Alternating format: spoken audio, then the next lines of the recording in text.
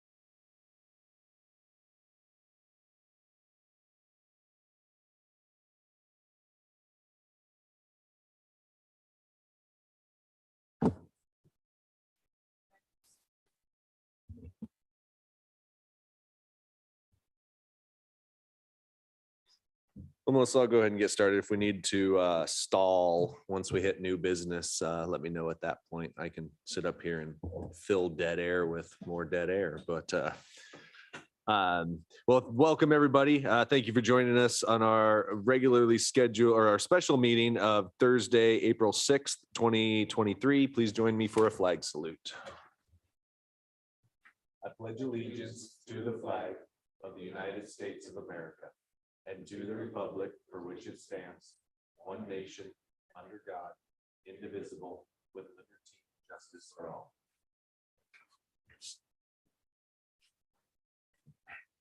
The Assembly of the City and Borough of Sitka would like to respectfully acknowledge the traditional first people of Sitka. With gratitude, we proceed on Tlingit Ani. Sarah, roll call, please. Mayor Eisenbeis, Present. Mr. Mosier, Here. Ms. Duncan. Here. Mr. Yestad, Here. Mr. Christensen, Mr. Pike, Here. and Ms. Carlson is absent this evening. Thank you. Any correspondence or agenda changes this evening? Seeing none, that would bring us to persons to be heard. This is public participation for any item off of tonight's agenda, not to exceed 3 minutes for any individual. Welcome. The button on the very bottom of it. There you go. Yeah, my name is Sigurd Rudder. I've been a taxi and tour operator here for the last 12 or 13 years. 4 days ago, 2 weeks before the beginning of my tour season, I received a registered letter from the Sitka Police Department advising me that this year my taxis are not going to be eligible to give tours, and that I have to buy a whole separate set of vehicles. I am here to ask you to reconsider 11.56.070D, and in particular, the parts that make it exclusive that the taxis can't give tours. We've sold taxi tour service and tour services here for 12 years. And there's not a municipality anywhere in the world where you can't go and buy a taxi tour. I'd like to know what the purpose of this ill-conceived concept is. It prevents me from using my taxis as tour vehicles. Tells me I have to buy separate vehicles and insure them at a cost of thousands and thousands of dollars. And then I'm not able to use those vehicles to pick up taxi fares. We've been doing this for 12, 13 years without any problems whatsoever. I'm asking you to reconsider and allow us to continue doing business as we've done it in the past, selling taxis, tours, and shuttle services. We're not harming anyone. We're contributing to the tax base in Sitka. This is just plain wrong. I've discussed this with dozens of people, and I haven't heard from one of them yet that doesn't agree that this is just a very poorly conceived piece of legislation, statute, whatever you want to call it. It's just plain wrong. What does the city have to gain? I wrote an email to Administrator Leach asking him, what does the city have to gain from destroying my business? His response was to block me from the city's email system. I can no longer contact him by email. I cannot contact the city council members by email. This is a hell of a way for a city administrator to confront a local businessman and his legitimate problems with the city. When I spoke with or communicated with Leach, it was about serious problems we were having, and still are having with the police department here in Sitka. And his response is to sweep it all under the rug, block me from communicating with the city in any way. This is wrong. Thank you for your comments. I'd this like, evening. I'd like to continue my business like I've been done for Thank the you for your last 12 comments years. this evening. I'm not Appreciate doing your time. anything wrong. Appreciate your time tonight, Sig. Yeah, you sure do. Anyone else under persons to be heard this evening? Seeing none, we will head on to new business. So tonight is a discussion direction decision on the budget with the focus on other governmental funds. We do have a packet. Hopefully Melissa now has her packet as well. Were you able to get that popped up? Nope. Okay. Well, we can jump on to item B tonight then, if the assembly pleases. If there's anything that the assembly wants to talk about on other budgetary items for any of the city as a whole, now would be the time to do that while we wait for technical difficulties to resolve. Kevin? Thank you, Stephen. I just wanted to say I have nothing to add or change to any of these this time. Thank you. Perfect. It's a perfect budget then. Just on that last item, I did want to, because there's a lot of elements of school funding.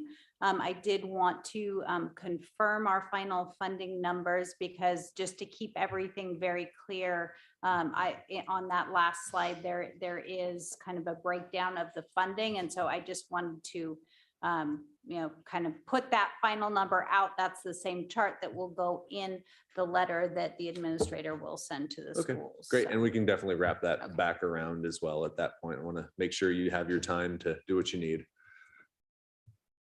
And if the 4 people in the room get tired of hearing my voice, we can also take a recess too. And Oh, you said you were gonna fill time. I know, but I'm not good at dead air time. So that's the problem. I don't have any dad jokes. Tor's probably got some dad jokes. He looks like a guy with dad jokes.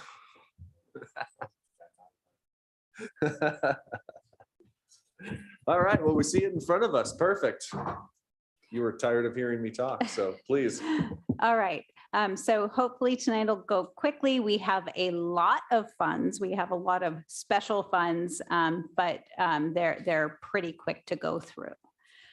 So we'll start the evening talking about our what we group together as our fiduciary funds, our agency and trust funds. So we have our cemetery agency fund. So these are funds that we hold a corpus and distribute the interest to manage the Sitka cemetery.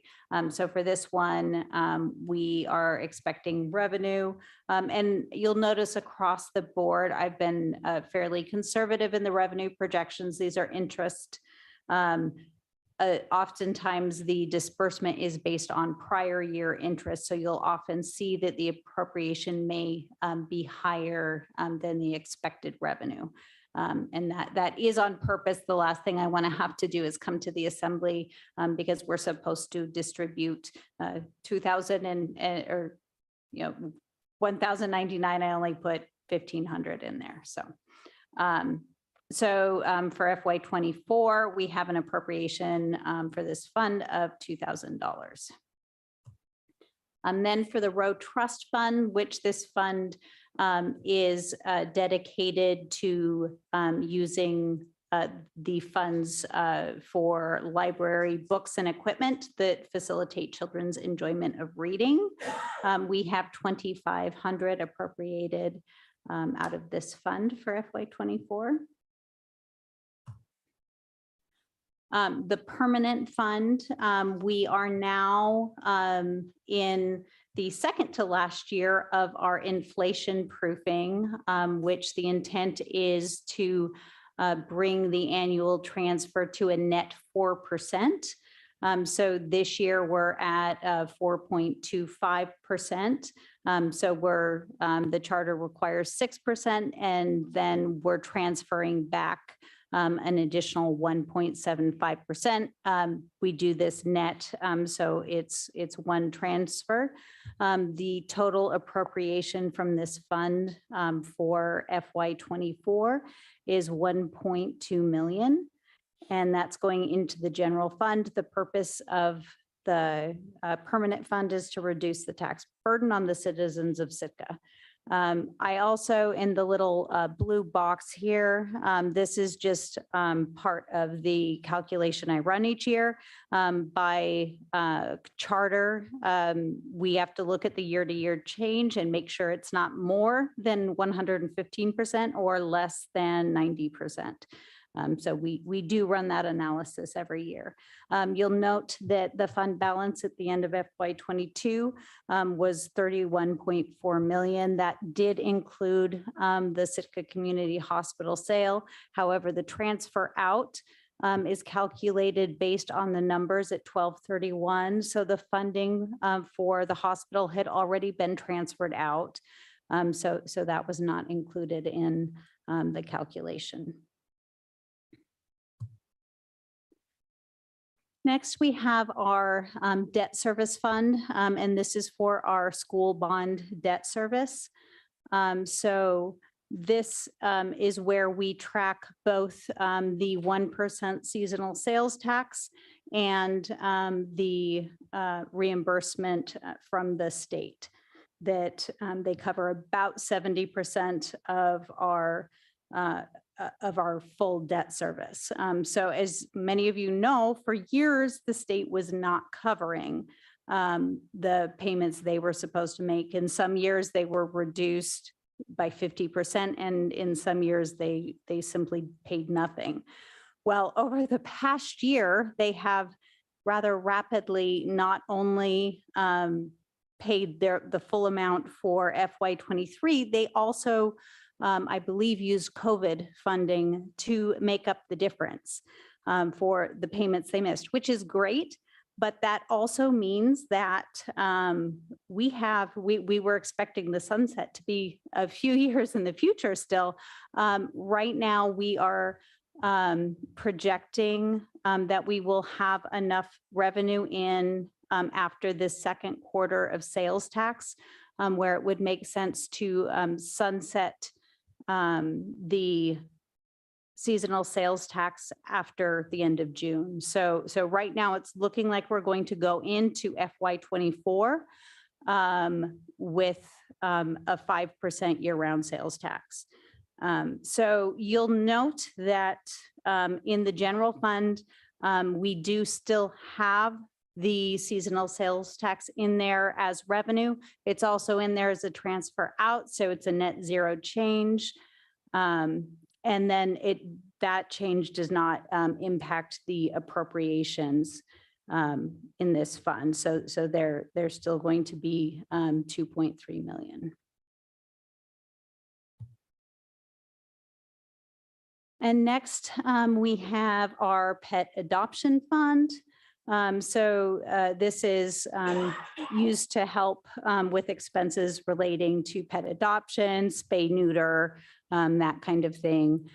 We have been, this fund has been using more of its fund balance than it has been filling in. So at the rate it's going, it will eventually not be there, or we'll have to start appropriating less each year. But over the past few years, there were a few years where we actually had to come back to the assembly and increase the appropriation because there was quite the need for these services. So we've left the appropriations at that level. The Sitka Asset Forfeiture Fund is the fund where we track funds that have been seized by the police department.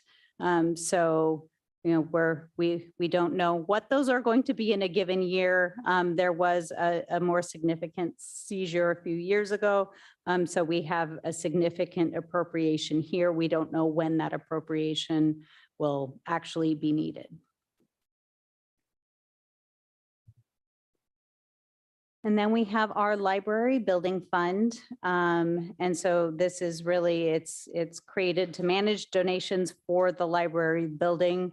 And it does not generate much revenue, nor does it expend much at this point. Next, we have our Southeast Alaska Economic Development Fund. Right now, there is very little cash in the fund. At the end of FY22, there was only 174,000 in there.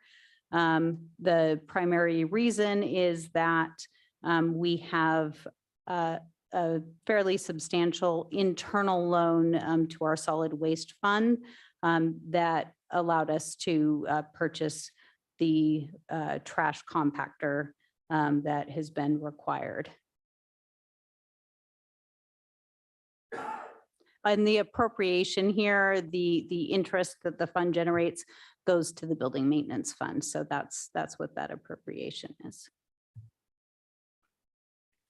And then we have our GPIP contingency fund. So this is a fund that is dedicated to environmental testing and cleaning up of the GPIP area.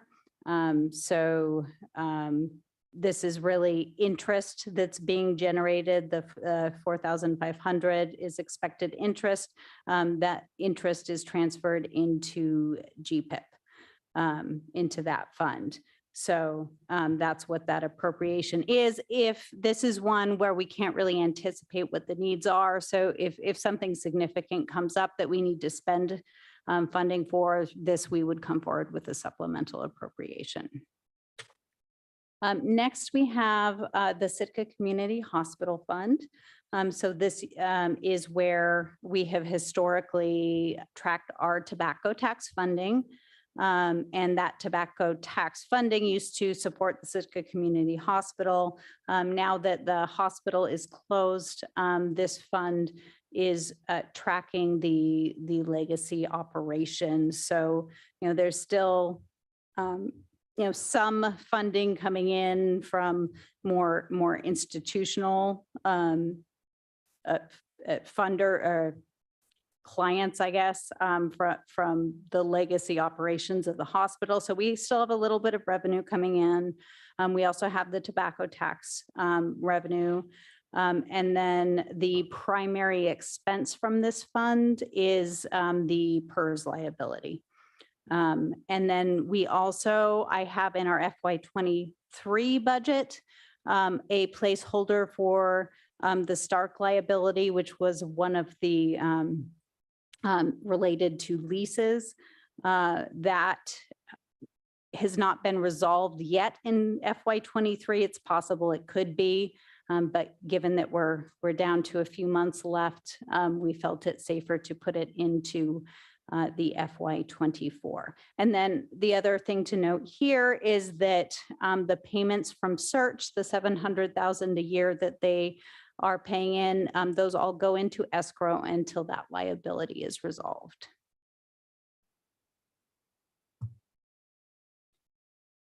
And then we have our Student Activities Fund. So this one is substantially different this year because this year this fund is now tracking the marijuana tax, which is 6%, which began January 1st. And then beginning next year, next January, it will go up to 8%.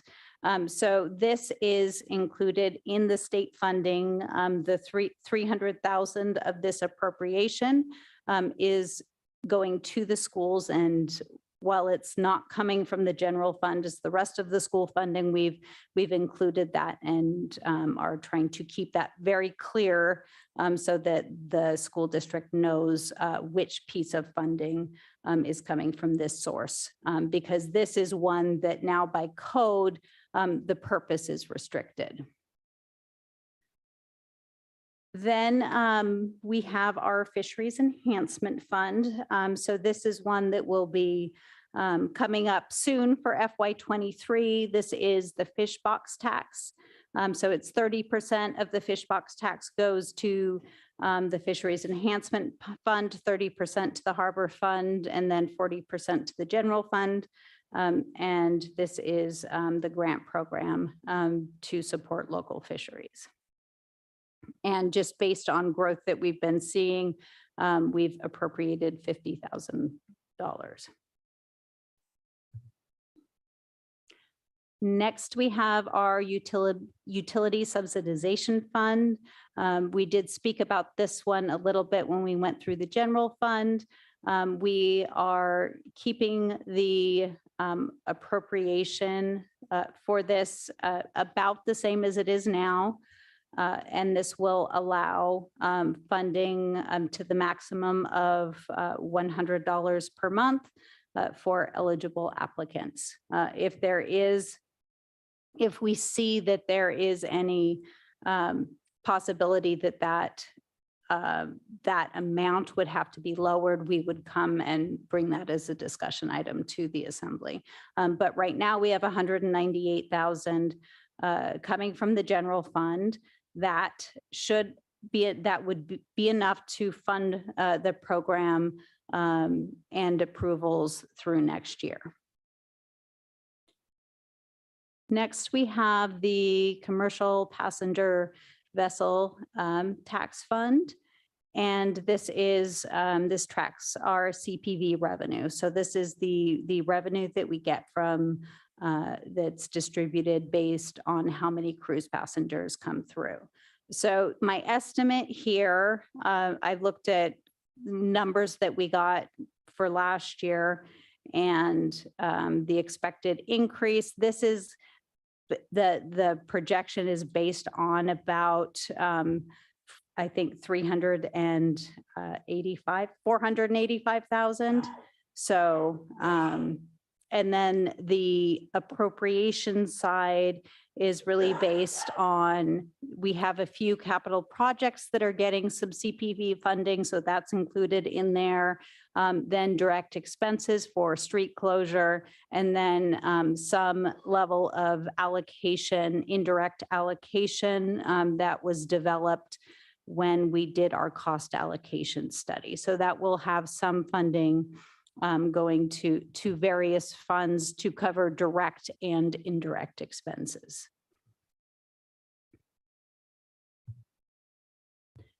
And then we have our Visitor Enhancement Fund.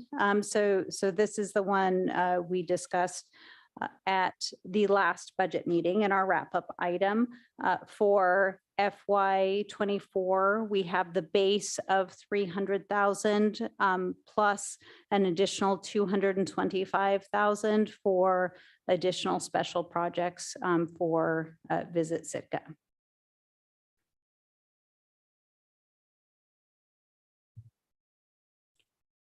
Next, we have our revolving fund and our guarantee fund, which we kind of can speak to at the same time. The revolving fund is working capital to be used to finance the cost of LIDs. The interest goes into the general fund. At this point, there is no anticipated LID program. If there was, this would be another one that would be coming forward for assembly discussion. The guarantee fund is just funding to guarantee debt service for a bond issuance for LIDs. So again, at this point, we don't anticipate anything here, but if we were to move in that direction, it would come to the assembly. Next, we have our library donation fund. So here we're expecting revenue of 4,000. And we have an appropriation of 10,000. Our bulk water fund, this is tracking revenue related to the sale of bulk water. And we are expecting about 10,200. That's a combination of interest and the one contract we have. And the transfer out goes into GPIP fund. So the revenue generated from this fund goes into GPIP.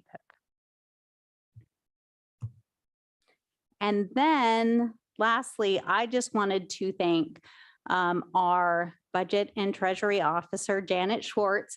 This, I think, is going to be her last special budget meeting, and she's been doing this for about 20 years. So huge thank you to Janet.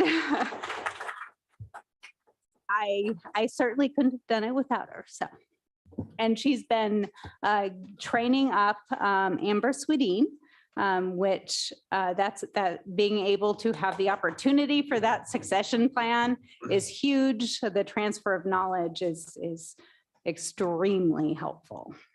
My condolences, Amber. I hope you know what you're getting yourself into.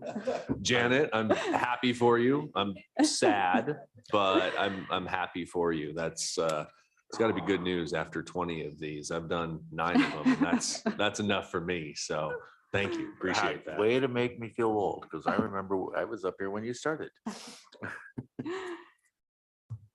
Anyway, I had to sneak that one in. So,